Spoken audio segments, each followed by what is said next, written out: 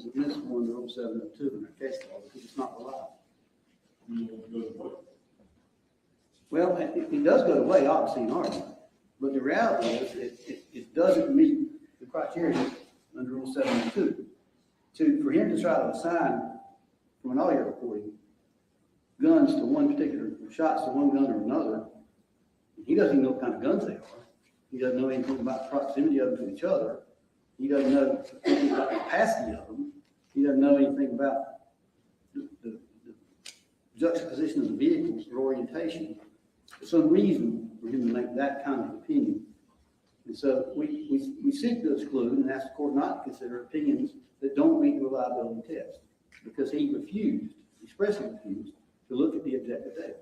Well, if this were a traditional jury trial, the court could hear the testimony in camera, make that determination. Agreed. Before a jury were to hear it. So I got to hear it all at one time. And if I support your argument, then I will not rely upon it in my decision making.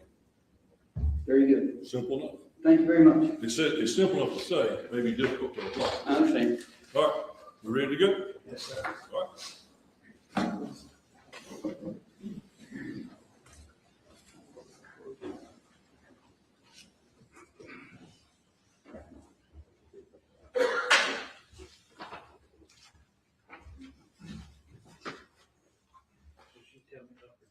Sure.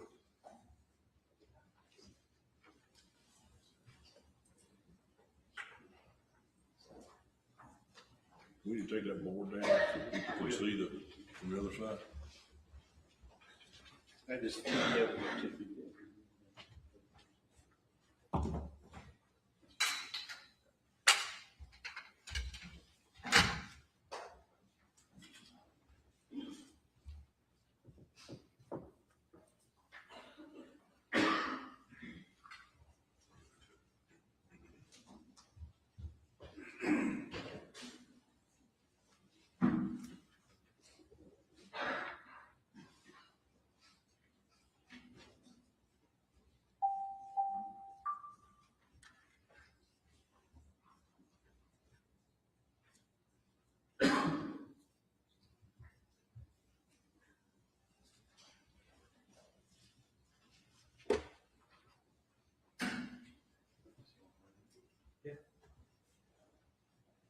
I've been working off of 3, haven't you?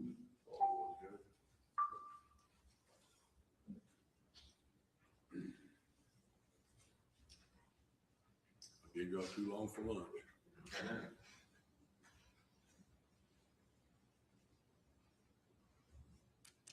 Am I going to get Mary Catherine over there? You might have to. Good thing let Morgan do it, Judge. Morgan.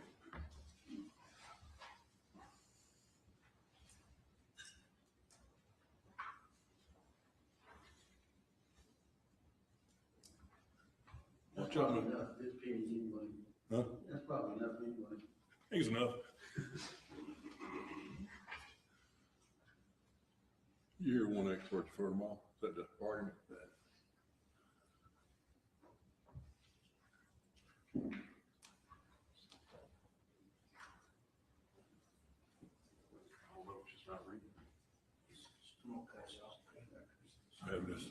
I heard that work sometimes.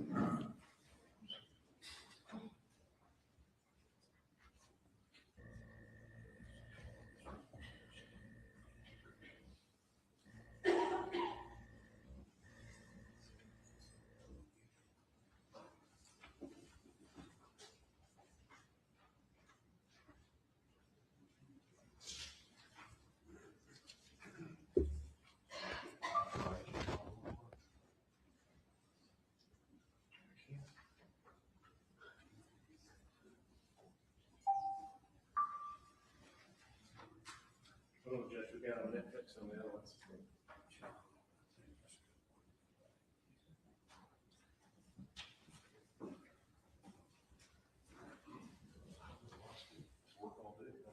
Mm-hmm.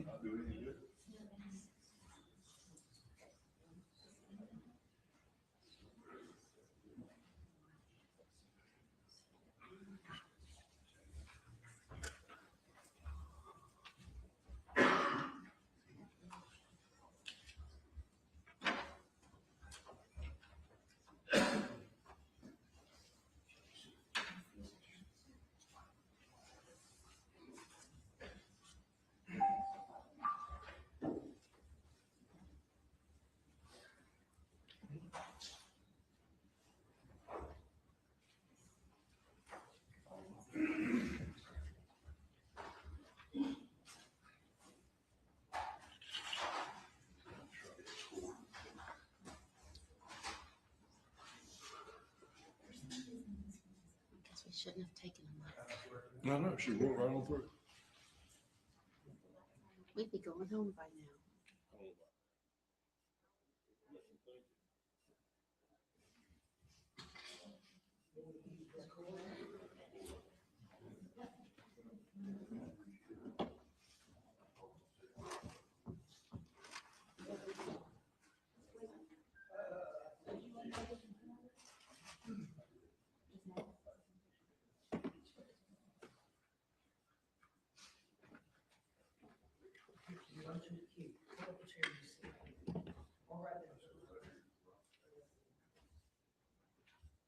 This is why I like all this paper. Backup plan. Y'all done an excellent job of tag teaming the electronics. You've done a good job. Very, very, professional. Technology's come a long way since I started practicing on.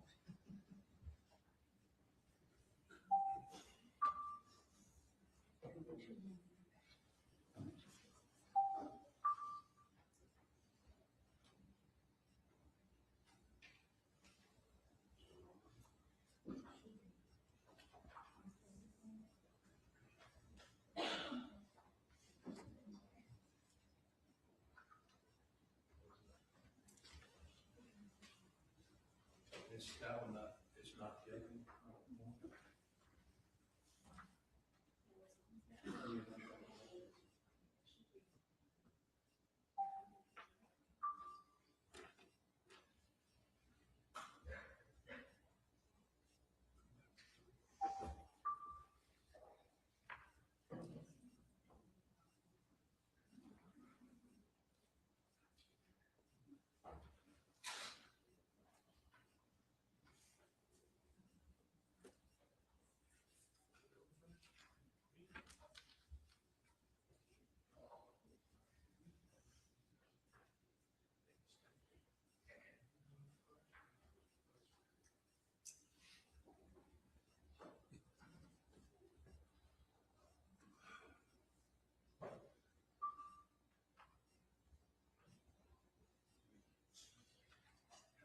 This is a sign.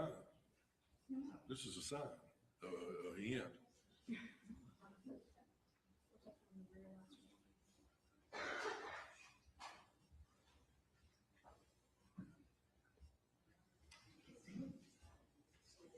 Somebody jinxed us.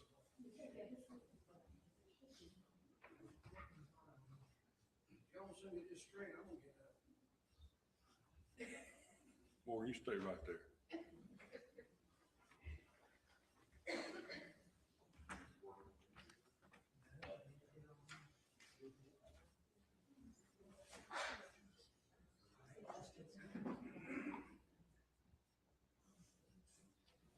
My screen is blank, like it always has.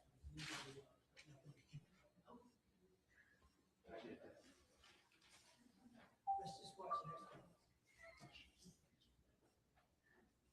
Put Seinfeld on.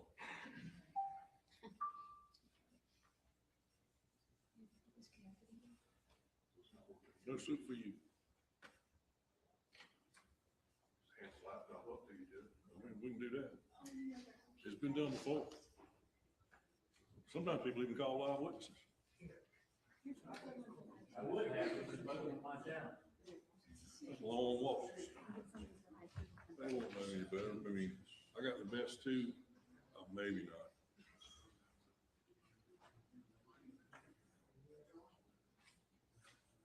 I'm not wired, I'm keeping on this.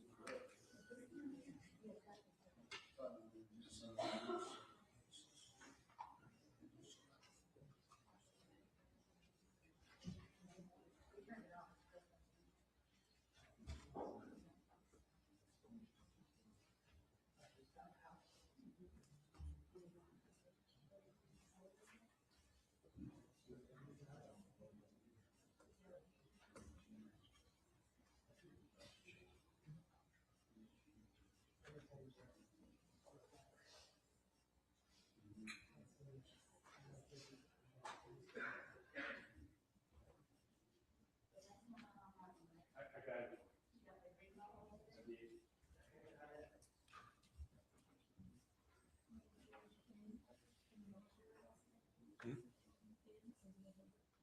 I knew that.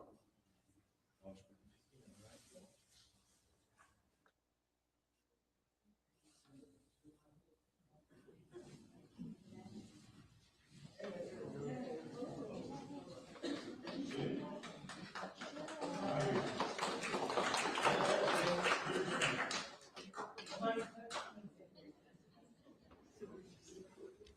Cynthia, I want that on the record. Mary Catherine is the solution to that problem.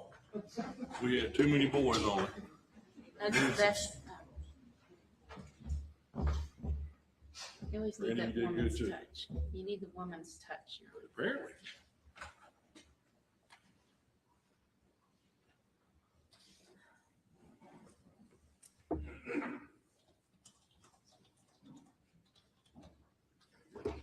A recorded and video conference deposition of Robert C. Maher, PhD, PE, taken in the Court of Common Pleas, 15th Judicial Circuit, State of South Carolina, County of Horry. Case number 2024-CP-26-03798. Jennifer Spivey Foley as personal representative of the estate of Scott Ryan Spivey versus Charles Weldon Boyd and Kenneth Williams. Today is September 8th, 2025. The time is 12:55 p.m. Mountain Time.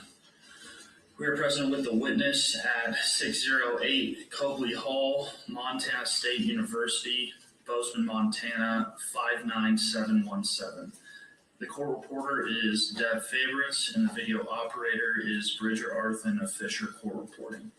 The deposition is being taken pursuant to notice. I would now ask the attorneys to identify themselves, who they represent, and whoever else is present. For those attending remotely, please note from where you are appearing. So Mark Tinsley and I represent the plaintiff, the Spivey family. This is Ryan Martin. I represent defendant Kenneth Brandon Williams. This is Kenneth Moss, I represent Charles Weldon Boyd.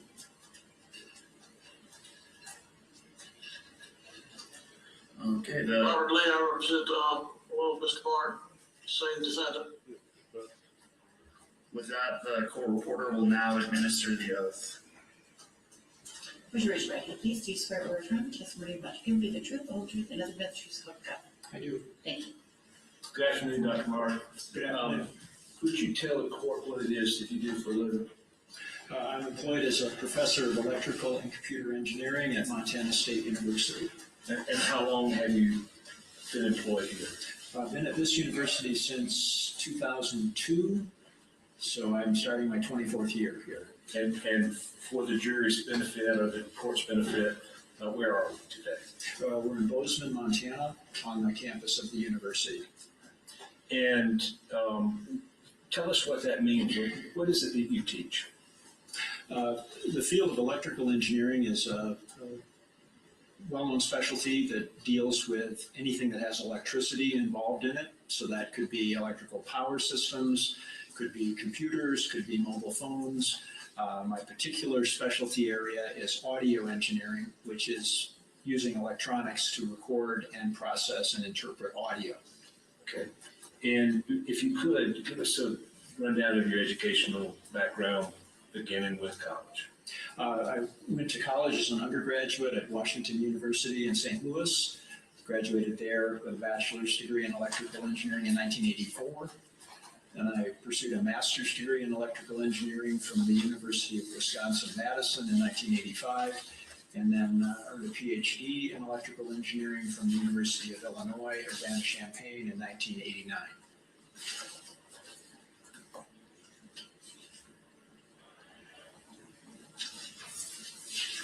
Do you have any private or obviously you're here today in the case of South Carolina, but do you do private or consulting business work in this area?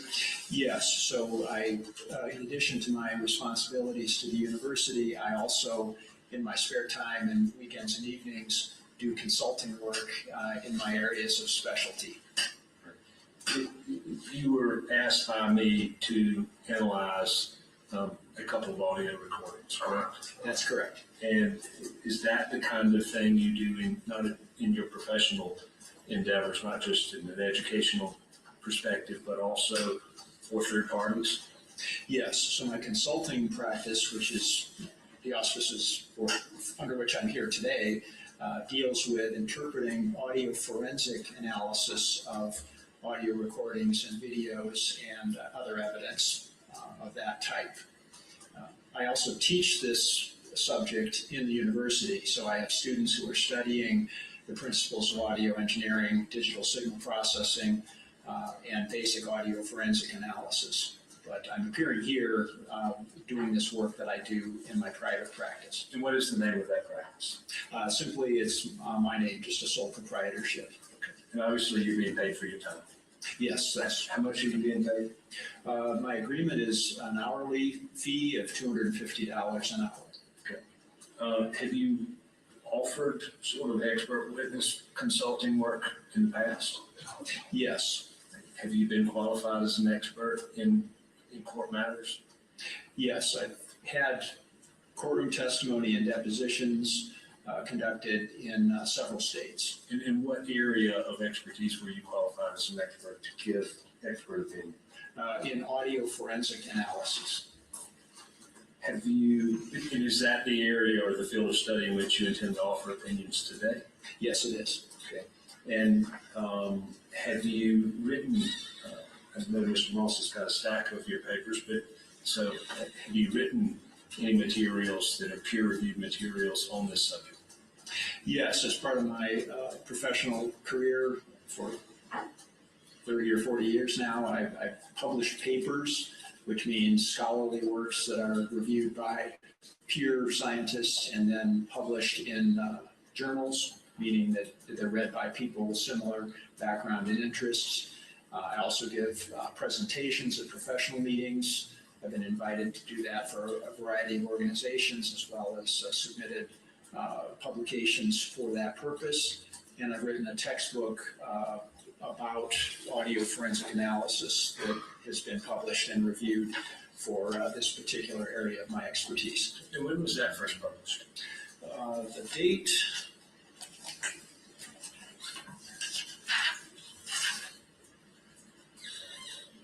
(2018). And are you a member of any of those professional societies or organizations that you referenced that maybe you've written some of these papers for? Yes, I'm a member of IEEE, which is the Electrical Engineering International Professional Organization. I'm a fellow of the Audio Engineering Society, which is a specialty field of audio engineers. I'm a member of the Acoustical Society of America and the American Academy of Forensic Science, and also the American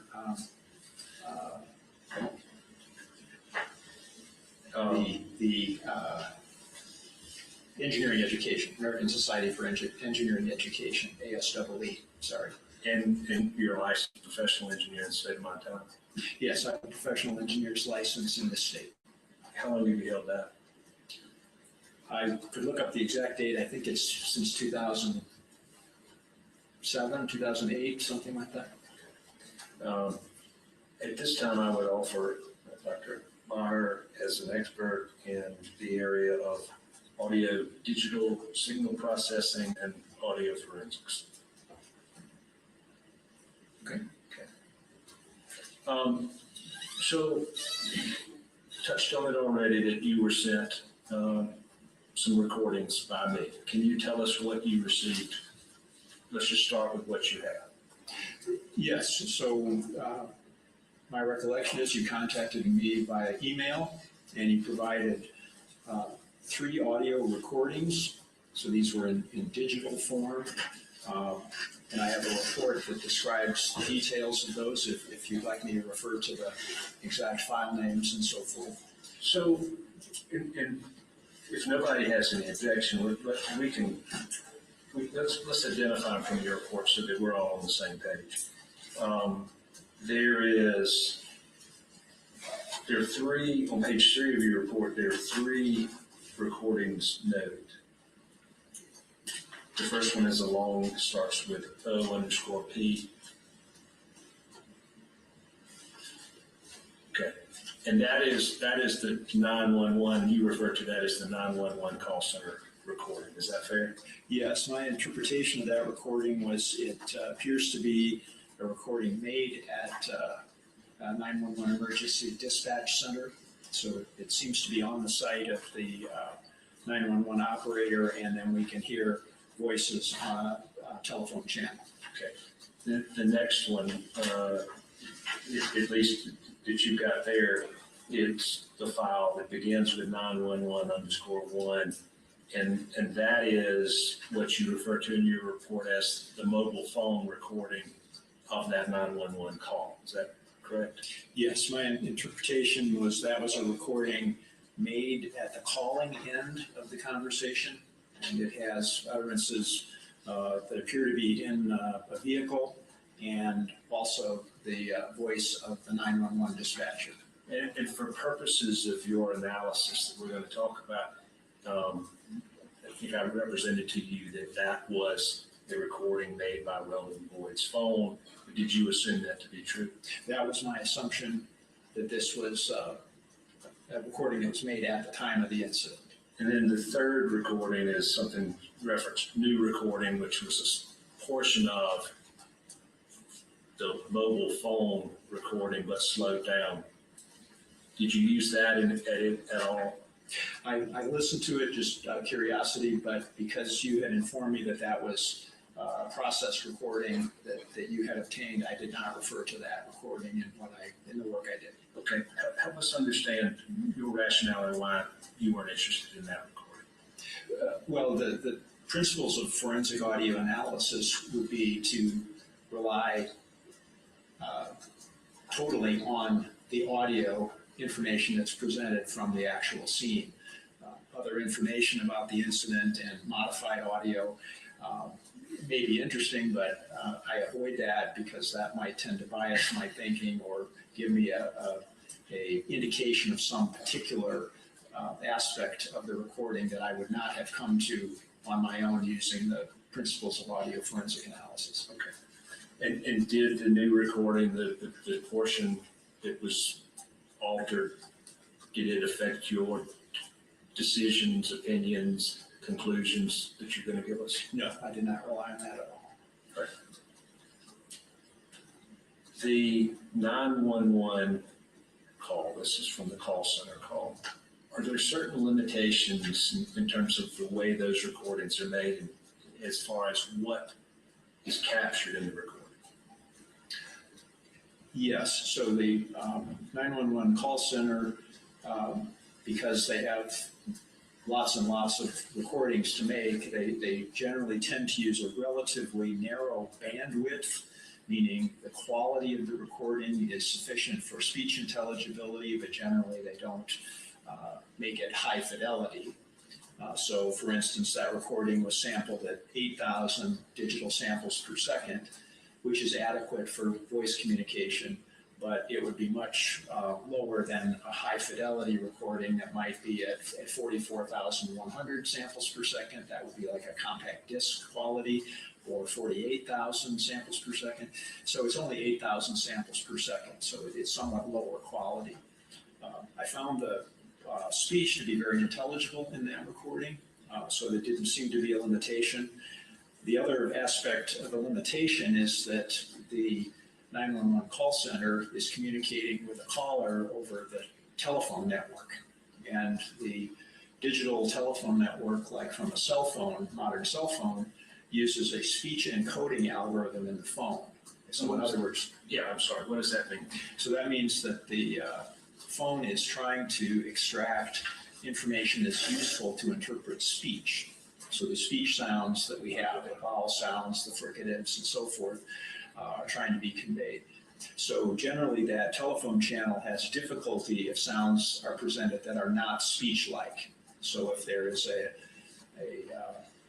bang or a Gunshot?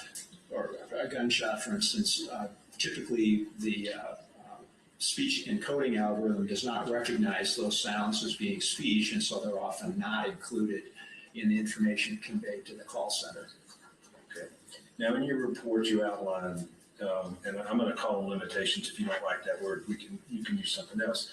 In terms of the, cell phone recording, were there certain limitations in terms of how cell phones record, what format that, file is in terms of analyzing the audio of that call? So the cell phone recording that was provided here is a wider band recording, and by that I mean it has more samples, digital samples per second. So the call center recording I mentioned was 8,000 samples per second. The recording of the mobile phone was done at 44,100 samples per second. So we have closer to your compact disc example. Correct. However, the mobile phone recording is encoded in what's known as MP3, which is MPEG-1 layer 3, which is a particular perceptual encoding algorithm that is pretty commonly used in audio recording. What it does is it the algorithm, the software that's performing that encoding, tries to determine what sounds in the recording would be perceived by a human listener and tries to maintain those. And other parts of the recording that wouldn't be perceived by a human listener, it leaves out. So we end up with a recording that to a human listener will sound very much like the original recording, but we have to be concerned in the forensic analysis because it has a data reduction that has taken place during that process. And what does that mean? It means that instead of having every single detail of the audio waveform that was presented to the microphone of the recording device, some of the information will be left out, will be distorted slightly. But the purpose of the algorithm is to do that in such a way that we can have smaller digital files. We don't need to store as many digital bits, but still have it sound to a human listener the same as the original. And maybe from a more dumbed down, which is the only term and way in which I understand it, is the distortion or that limitation a function of the information overloading the speaker, or that's a different issue? It has to do with the way the human hearing system works and our human perception works. There's a phenomenon known as masking, and that technical term masking means that when we listen to a complicated sound, let's say it was a musical piece with lots of different instruments playing, our ear and brain are only able to detect a certain level of the information that's being presented. And so some of the noisy portions of the signal or some of the portions of the spectrum, the frequency range that are relatively quiet, a human may not be able to perceive those. So the perceptual encoding algorithm is intended to try to mimic the way a human would hear the sound and only encode the portions that are of interest. So a typical CD quality recording would have over 1 million bits of information per second in that storage. An MP3 file typically would maybe only be 100,000 bits per second. So it may be compressed by a factor of 10 or something like that. Ultimately, does that limitation affect the opinions you're going to give us or your conclusions that you're going to give us today? In the case of the timing information and in the case of the interpretation of the intelligibility of the sound, it really doesn't have any impact. Okay. And now the two recordings, your report indicates the 911 call center is 10 minutes, 17.28 seconds. Did you listen to all of it? Yes. And the mobile phone recording you indicate was 8 minutes, 22.804 seconds. Did you listen to all of it? I did. Yeah. Were you given any direction in terms of what portions of those 10-minute and 8-minute calls to focus on?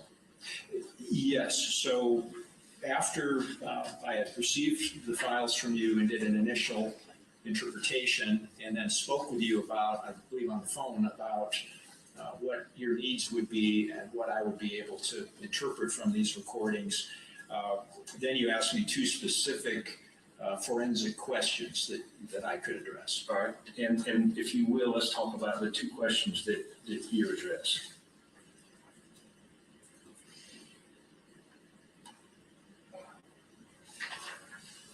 So I've listed them here in the report on page 6. I tell you what, just for the record, we'll mark your report as exhibit. I know, but it's going to get confusing. I'm going to mark it as the last exhibit for the record, and then so when we get to the end, once I've marked the figures and things, I'll mark that as the last exhibit. But go ahead, I'm sorry. So the two questions I've listed here in the report, and would you like me to read them or? Yeah, I mean, you can just, the first I'd ask you whether you could discern or tell whether there were gunshots prior to what we refer to as the first audible gunshot in the recording. Yes, so both of the questions pertain to what I refer to as the mobile phone recording. So this was the MP3 file that appeared to be recorded during the incident from the vehicle that was involved, where the call came from. And the first question had to do with whether there were any gunshots audible in that recording prior to the first obvious gunshot at 3 minutes, 33 seconds FET, or file elapsed time. So from the beginning of that recording at 3 minutes and 33 seconds, there's what I consider to be a very obvious first gunshot. And so your question was whether there were any gunshots audible in the recording prior to that time. Okay. And so tell us what you did to analyze the audio to come to a conclusion. So the principles of forensic audio analysis involve 3 general steps. First step I refer to as critical listening, and that is just like it sounds. It means without any distractions, simply listening with my ears very carefully to the recording. And that often involves several different passes through the recording. One time typically listening for the obvious, what I would call foreground sounds, like speech utterances or loud sounds. Another pass through listening very carefully for what you might call background sounds. So these would be sounds that would be not the main conversation, but things in the background. So that's the first thing is critical listening. The second step is referred to as waveform analysis. And what this means is using a software tool to visually to look at the waveform of the recording. And by waveform, I mean when the acoustical pressure of sounds reaches the microphone creates an electrical signal that is an analog signal that is an analogy to the pressure disturbance in the air of the sound. And so that produces a graph. So it has an amplitude, y-axis, and then time on the horizontal axis.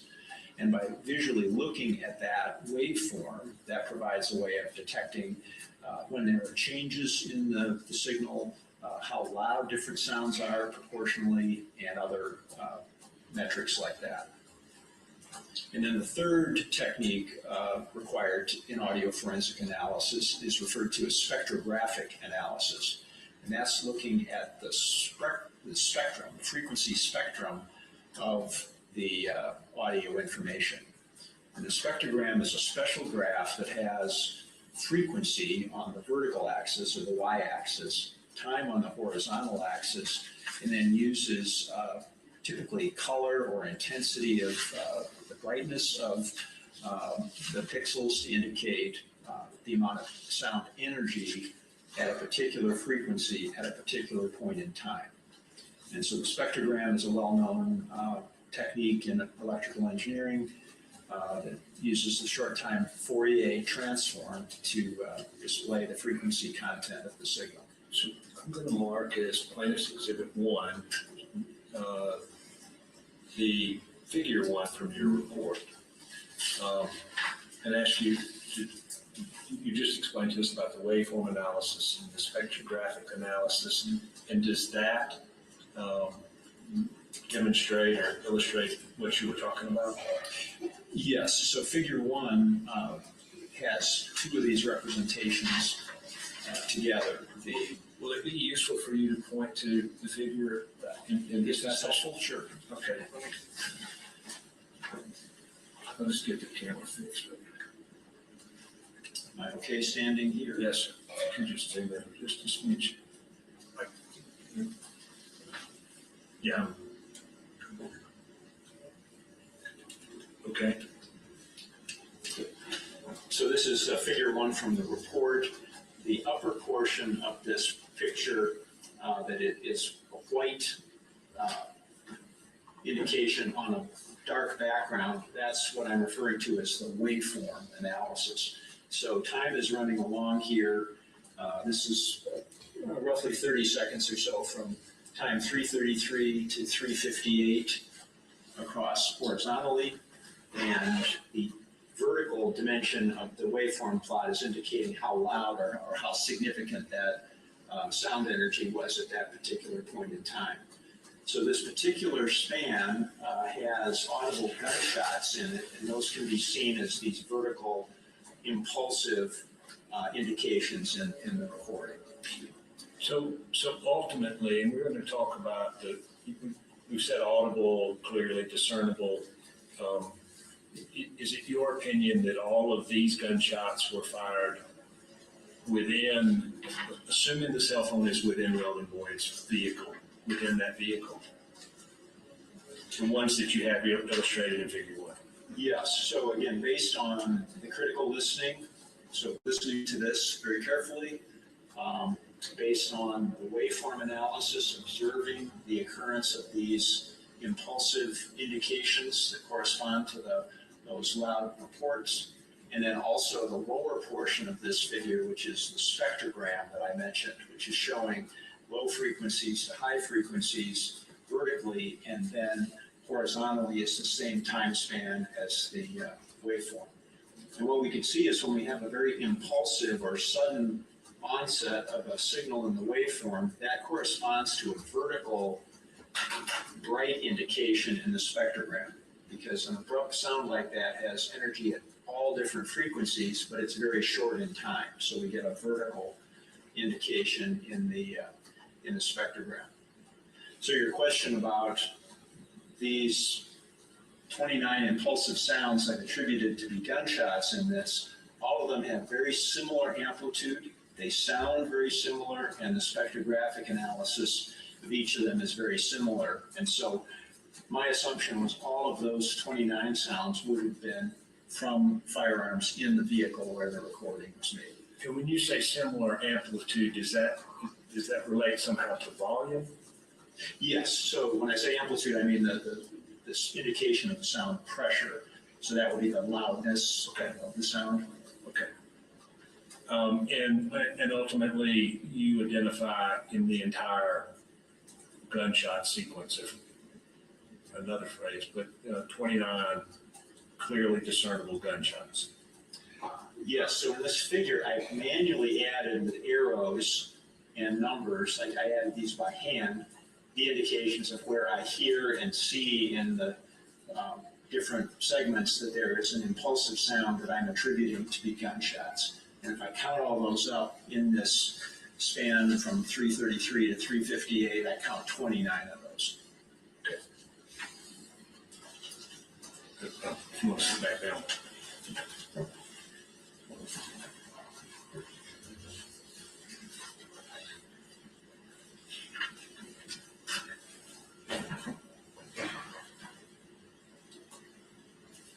So let me ask you some questions just in terms of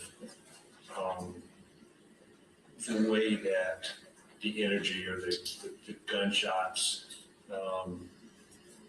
would be recorded. So if we assume a gun is fired from a static position, it's not really changed in orientation as it relates to the microphone, would you expect to see similar waveforms and spectrograms of those shots with one gun. Does that make sense? I think so. So yes, if there is a single firearm with same ammunition loaded, and no particular change in the acoustical surroundings, which would mean that the gun was pointed in the same direction, the microphone was not moving or changing, there are no other changes like that, then from one shot to the next, there will be some differences.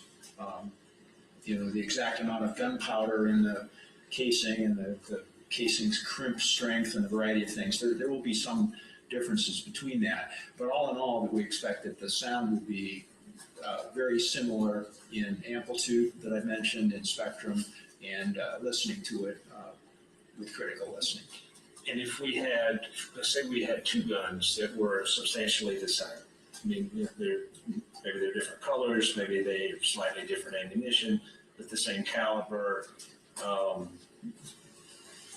If they were as substantially the same as we could get two guns, and I'm just hypothetical, and they are different distances from the microphone, would you expect to see different waveforms and spectrographic analysis or spectrograms in terms of how those sounds would be captured?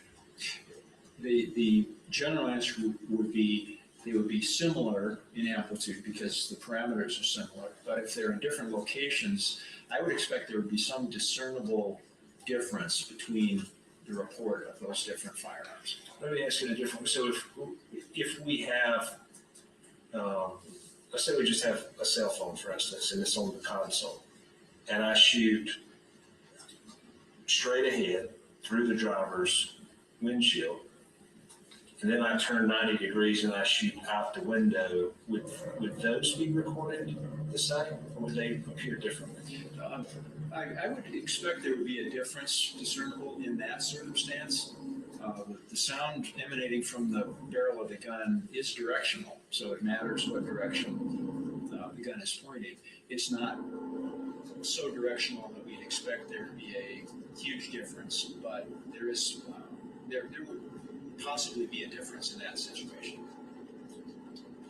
Can you tell us what that sound is? I don't hear anything. They're obviously doing some work on the building. I'm sorry about that. Yeah, that's okay. Brian said Timing is intact. All right. So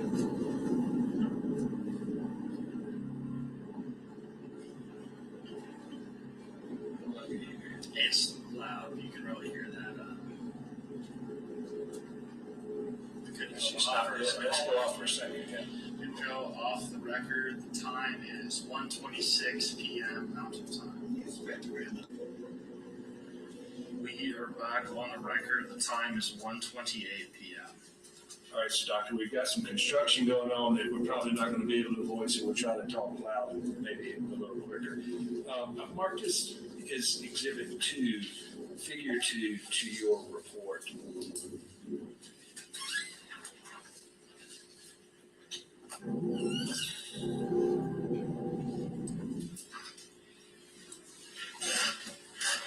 So the first step that you mentioned to us in terms of the way that you would conduct this analysis was the critical listening. And there's this figure to illustrate some of the things that you noted when you were performing that step.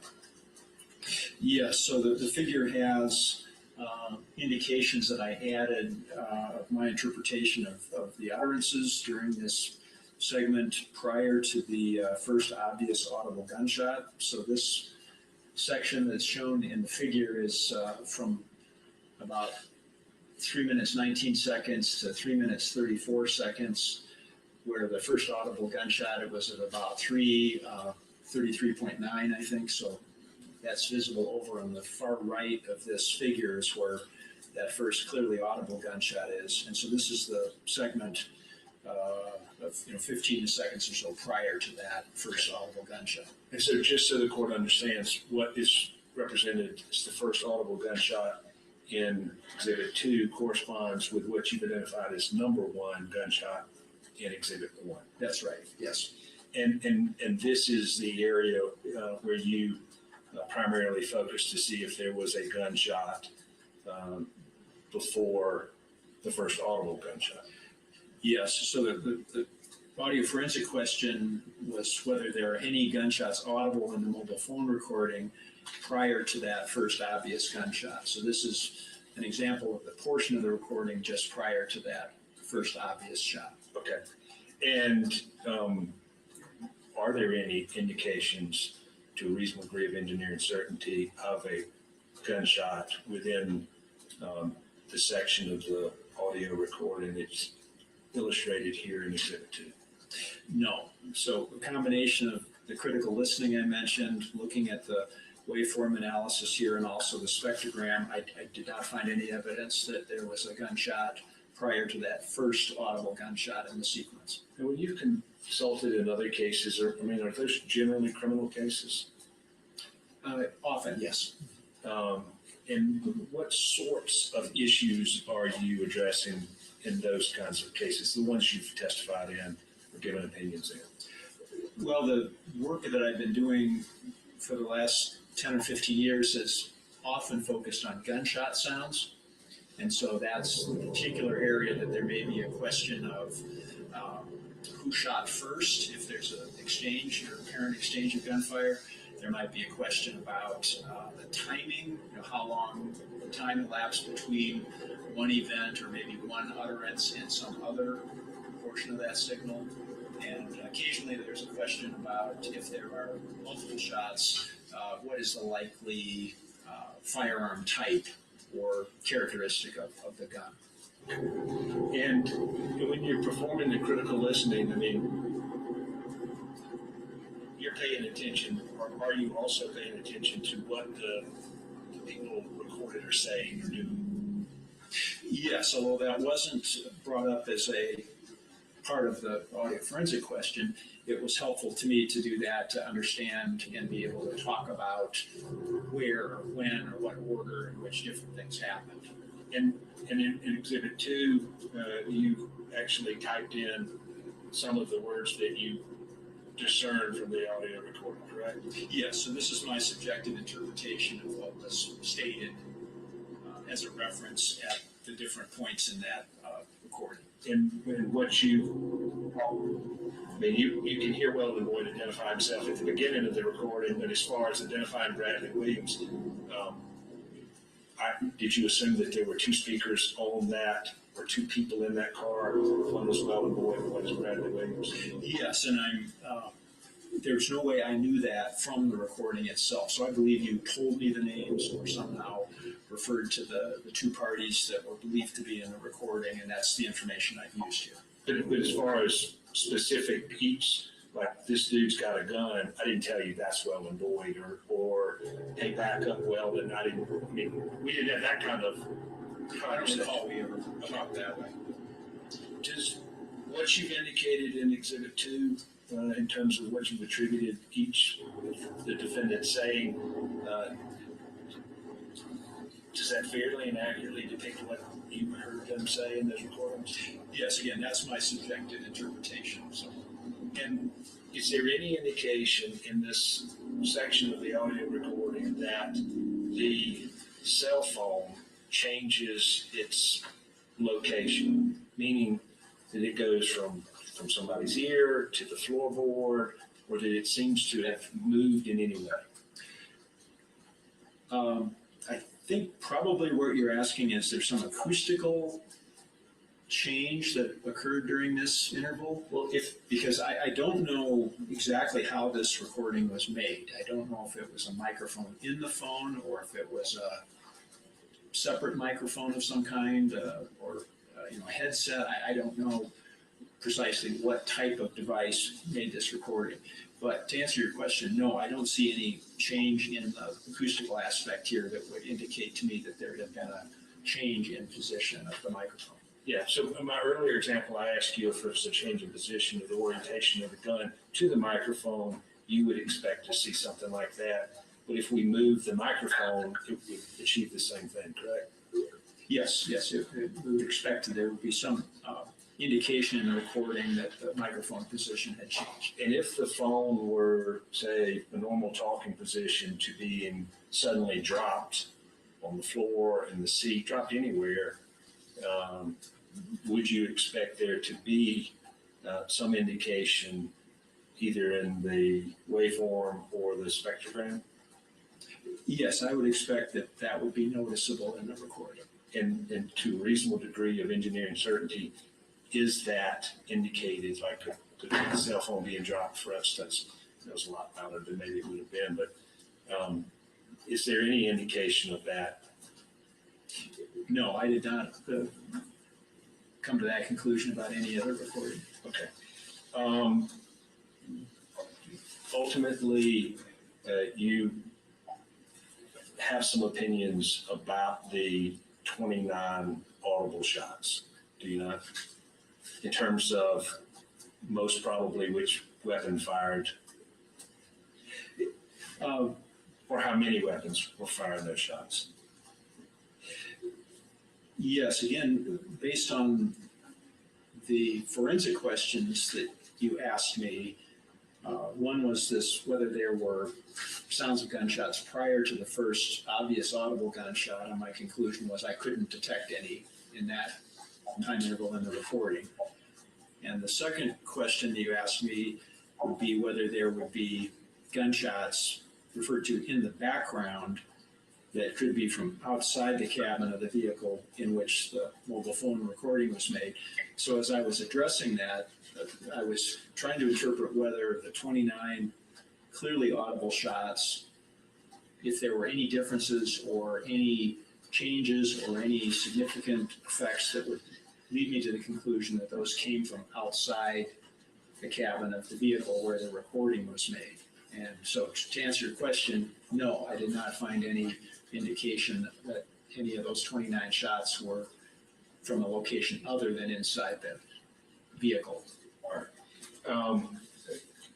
Ultimately, you not only record the amplitude of the shots, we know where they are in relation to the entire recording and each other, fair? Yes. And did you form any opinions as it related to which or how many weapons had fired the various 29 shots? The result that I had and that I give in my report is that the first 17 shots, audible shots in the recording are sufficiently similar in amplitude, in my critical listening and in the spectrographic analysis and the pacing that I would come to the conclusion that all 17 of those shots likely came from a single firearm. The only question was between shots 7 and 8 in the sequence, the time difference between 7 and 8 is so short that that was irregular. That didn't seem to be likely to have been a single semi-automatic gun making those two sounds so close together. Right. If we can, I'd like for you to sort of briefly walk us through your comparison of the amplitude of the 17 shots and then talk about the waveform analysis of why you come to the conclusion that those first 17 shots are most probably from the same weapon.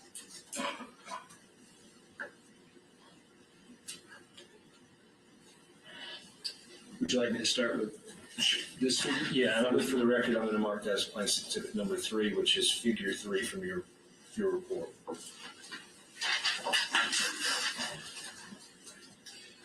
So this figure horizontally is showing time, minutes and seconds. Horizontally here, the vertical scale on this is the amplitude or how loud the sound was, and I've indicated with numbers the same sequence that was applied to the earlier figures. So this 1 through 17 is the same 1 through 17 that would have been on Exhibit 1. the figure 1.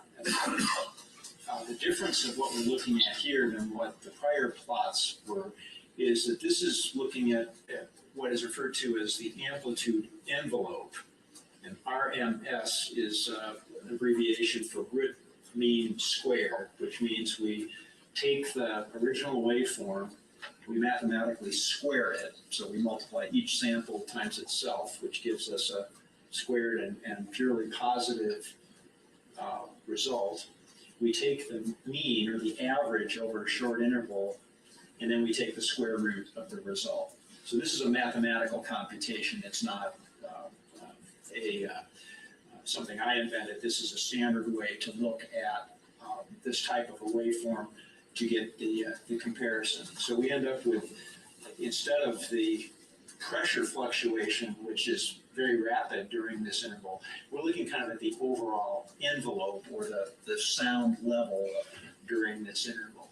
So each of these spike-like features would correspond to the bang sound or the muzzle blast of the firearm. So we can see them pretty easily here. They're vary a little bit in amplitude. They're not all exactly the same, but they're largely in very much the same realm over this interval. Horizontally, we can measure the timing or the time interval between each of the reports. And as I mentioned, the one that I can't really explain is between 7 and 8 that I've identified here. These occur very, very close together in time. And my experience with pulling a trigger of a semi-automatic gun would be, I don't think it's possible to give 2 pulls and have the mechanical mechanism produce those 2 so close together. So I don't have an explanation for that. I guess it's possible one of the, I'm just conjecture, one of the sounds could be a bullet impacting, the front of the car, or it could be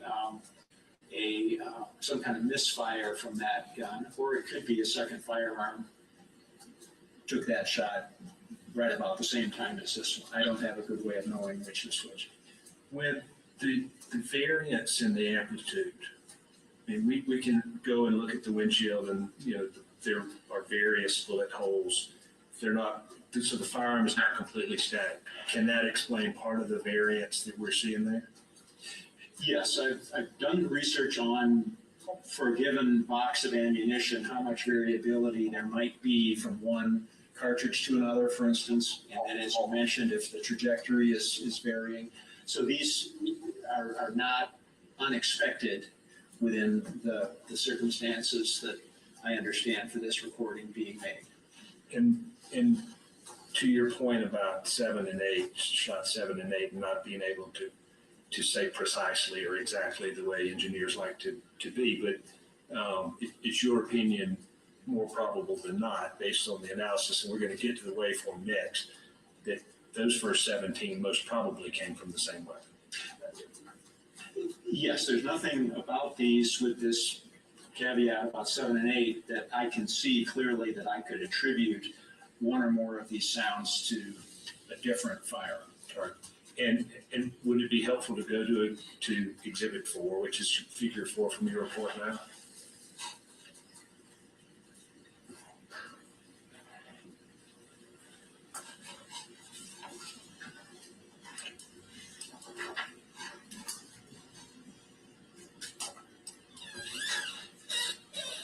So this is Figure 4, what we're marking as Exhibit 4.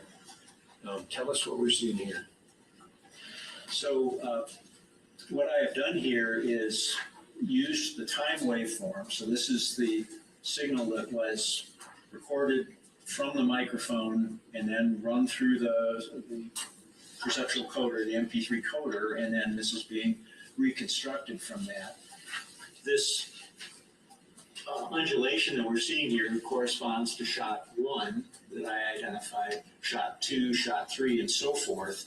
And there are 17 of these indicating those 17 individual shots. And so I put them here as what you might call a lineup, so we can visually compare what the waveforms look like for each of those audible shots. So it just so it's clear, if we if we could go back, and I'm not saying, but if you go back and you look at Exhibit 1, and the top portion of that was what you call the pressure up and down and the waveform, this is a more focused version of each one of those 17 points. Is that fair? Yes, so this, if you will, is a zoom. So we're instead of looking at 30 seconds, we're now down looking at a few hundred milliseconds, a few thousandths of a second. So we've zoomed in on just what's happening around the time of one of the shots. So all of these reports are in that figure 1. It's just that we've zoomed out, so all we see is a little blip. So this is looking at more detail of each of those sounds. And there on the left-hand column towards the bottom, that's where you see 2 and then 1 carries over. Is that shot 7 and 8? So 1, 2, 3, 4, 5, 6. Yeah, so this is what I identified as shot 7, and that's the start of shot 8, which then I've repeated the whole thing right here. So those are the 7 and 8. What I take from this is listening to them, I'm not, with critical listening, able to distinguish anything about these shots that allows me to make a statement that I think that's a different firearm. So these are similar enough, and you can see visually when we compare them, that to our eye, to our ear, and the spectrogram as well, there's nothing really different about these that would allow me to say that's a different firearm. It is possible that a firearm can fire that fast, but you call it a misfire or malfunction of the firearm. So my expertise is the acoustics, and so somebody who knows about the particular firearm believed to have made this sound might be able to give you a mechanical reason for that. That's outside my area of expertise. Okay. And then, at least in my mind, it makes sense to, if we were going to compare, and I know I'm jumping ahead, are you able to look at the waveform that is expressed among those 17? I think you just said it, to a reasonable degree of engineering certainty, it appears these are all from the same firearm, same general orientation, with the microphone or the cell phone, whatever it is, being in a fairly static position. Yes, so to critical listening, to my waveform observations, and then to the spectrographic analysis, so using the techniques of audio forensics, I don't have anything here that I'm able to scientifically say would lead me to the conclusion that these were different guns. Okay. And I'm gonna just sort of spoiler alert, but when we look at the waveform for the next 12 shots, do you have an opinion to a reasonable degree of engineering certainty that the waveform that's expressed in these next shots came from a different firearm? So using the similar approach of critical listening, the waveform analysis, and the spectrographic analysis, after this 17 shots, there are additional shots, 12 more, out to 29. And those other shots have distinguishing features that would lead me to the conclusion that most likely came from a different firearm. Okay. Do you want to look at those? Sure, I want to look at those. You tell me the best way to do that.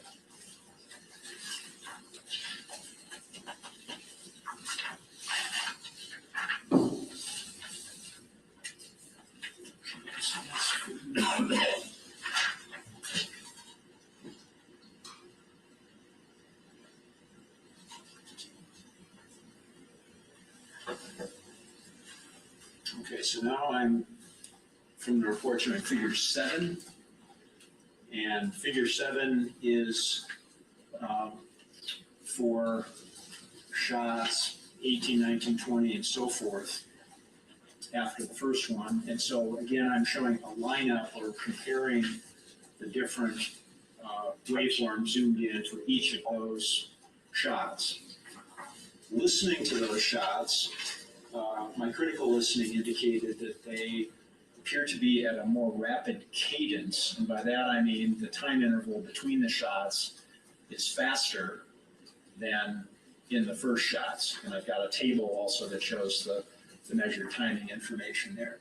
So that was one thing I noticed. The other is these have a slightly different sound quality to them.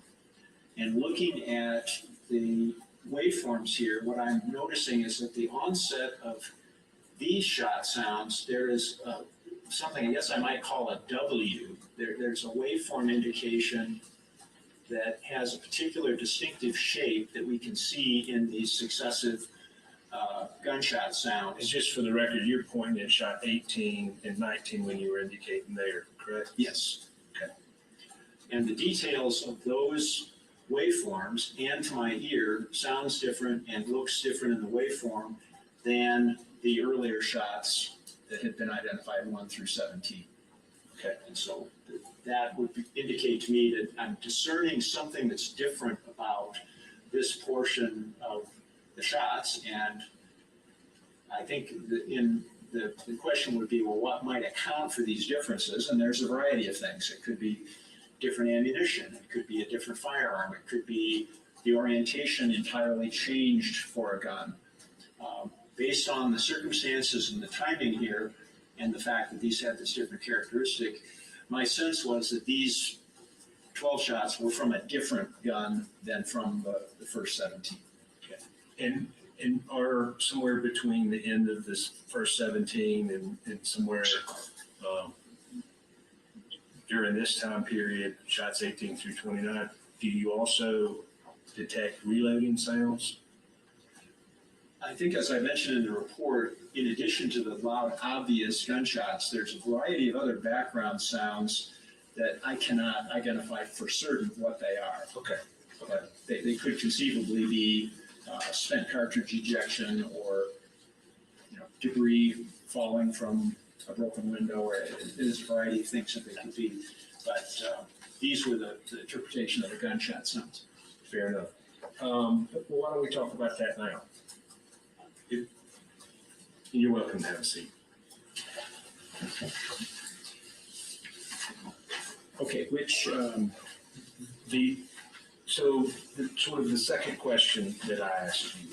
So the first question was, to a reasonable degree of engineering certainty in the field of audio forensics analysis, were there audible gunshots, or were there any gunshots prior to the first audible gunshots? And you've told us what your opinion is on that. And then the second one was whether or not there were any gunshots from outside the vehicle that were captured by the microphone. I've changed it from the way you've represented in your report, but tell us whether you found things that could, and maybe if we make certain assumptions, like that there was in fact another weapon being fired, are you able to find artifacts or graphical representations of those noises or sounds?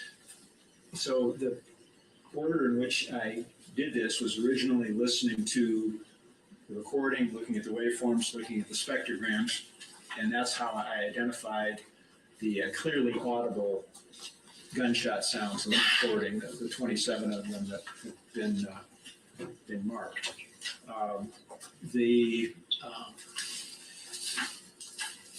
So while you're doing that, just for the record. 29 of them, excuse me, the 29 that have been marked. Okay, and just for the record, I marked, you referenced, and I think you showed us figure 7, I'm gonna mark that as exhibit 5. Told you I would get it messed up. And then. You want 7 as 5? Yes, I'm sorry, I'm just gonna skip all those tables, I think. And then this, figure 8 is gonna be exhibit 6, which is what you've got. Yeah, you messed up. I know. Sorry. I'm sure I'll do the same. Okay, so Sorry, what did you say, Mr. Moore? I said, I'm sure I'll do the same. Okay. So, I'm sorry, I just wanted to clear that. So I interrupted you. Tell us what you did with respect to trying to see whether or not the microphone recorded any other gunshots. So I think I mentioned earlier that the process of critical listening usually involves several passes. By that I mean listening to the recording several times, one of the times deliberately listening for the obvious, what I refer to as foreground sounds, which would include the utterances of the participants and the very clearly audible gunshots. And then another listen, which is trying to pay attention to the background sounds or the subtle baby voices or other types of sounds that would be not so prominent. And so it takes a little bit of concentration to try to separate in my mind what I'm hearing as the background, what's the foreground. And then looking at the waveform analysis, similar type of thing would be done. So when I originally listened to the recording and identified the clearly audible gunshots, I was not listening and did not come to the conclusion sounds. For second audio forensic question, I went back through to try to see, could there possibly be any subtle sounds in the recording that I might have missed in the first pass that I could say, well, these are gunshots based on the critical listening, the waveform analysis, and the spectrographic analysis. Ultimately, I was not able to be confident that there were any other audible recordings. However, to address your question, and I've indicated in figure 8 here, there were several sounds between the very loud audible shots that have a spectral characteristic, meaning low frequency energy, and an impulsive nature that I can't identify as being inside the vehicle where the shots were fired. And so that was my response, which is there's a possibility that, as I've indicated here with the yellow arrows, there were additional sounds that might be attributed to gunshots from outside the vehicle. So if we assume that Scott Spivey fired his weapon from inside of his vehicle, somewhere during this point in time of the entire exchange, do you have an opinion? Because what I hear you saying is that I can't identify these points as gunshots in and of themselves, but there are things here that I also can't explain that could be gunshots. Fair? Yes, I think that's the correct way to put it. So I'm not in a position to be able to say, I was not at the scene. I don't know the circumstances. So from your explanation, the other vehicle that was at the scene was 30 or 40 yards away, I think was the description. There was a statement that it's possible that, and maybe there's physical evidence that I would not know from the acoustics, that shots were fired from inside that vehicle. And so at that distance, inside the vehicle to inside this vehicle, these types of reports would not surprise me as being the sound of gunshots. Right. And just so the judge is, or whoever's looking at this understands, what you're saying is you don't know about the things other than what is captured on this audio. Like, for instance, that you can hear 3 different speakers. You hear these 29 clearly discernible shots. You hear other noises that are captured, but you don't know whether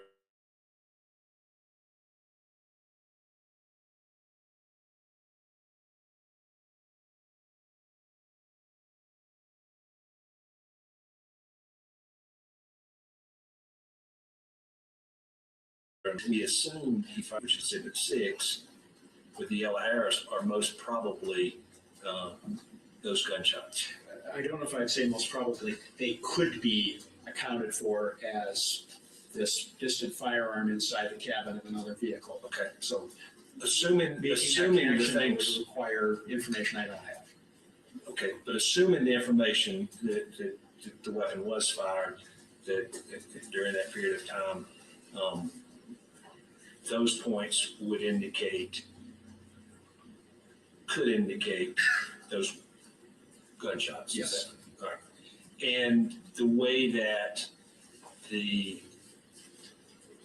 gunshot itself moves, if the gun were outside of the vehicle, pointed at the microphone, the cell phone, would you expect the gunshot to be louder, of greater amplitude, than if it were inside the vehicle and pointed in various different directions?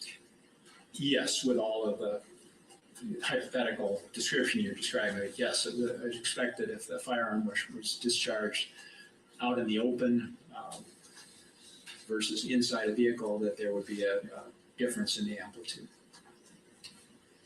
Okay. So and then Exhibit 7, which is your figure 9.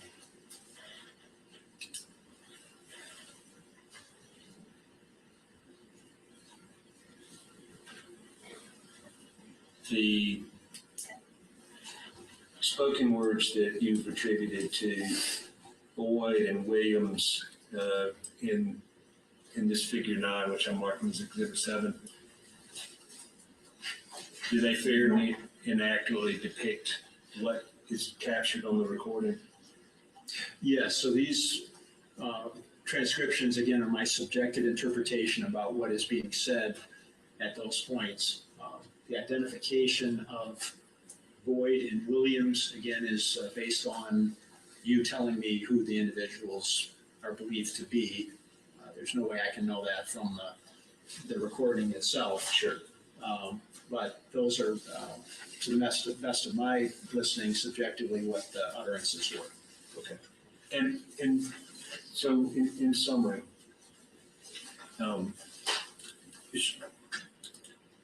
do you have an opinion to a reasonable degree of engineering certainty that there are no gunshots recorded by either? We've really just talked about the cell phone audio, but by either the 911 recording or the cell phone recording prior to what we call the first audible shot, that number 1 shot. That's correct. Right. And if we assume that Scott Spivey fired his weapon at some point, do you have an opinion that more likely than not, those yellow arrows indicated in Exhibit 6, which is figure 8, could be explained by those gunshots? Yes, that's the way I described it.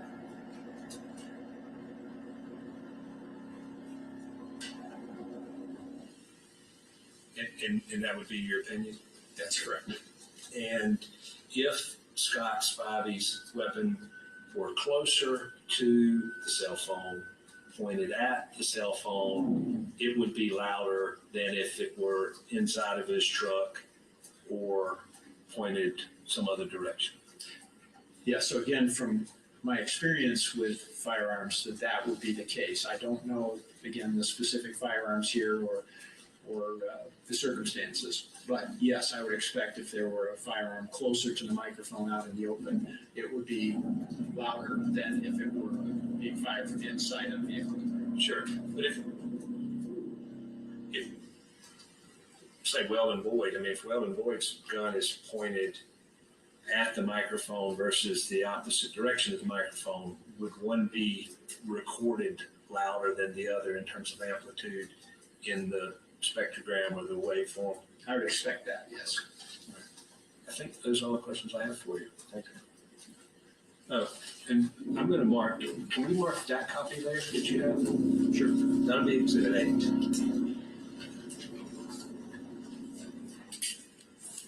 I might go back to this and make sure I've got this marked right. Not sure.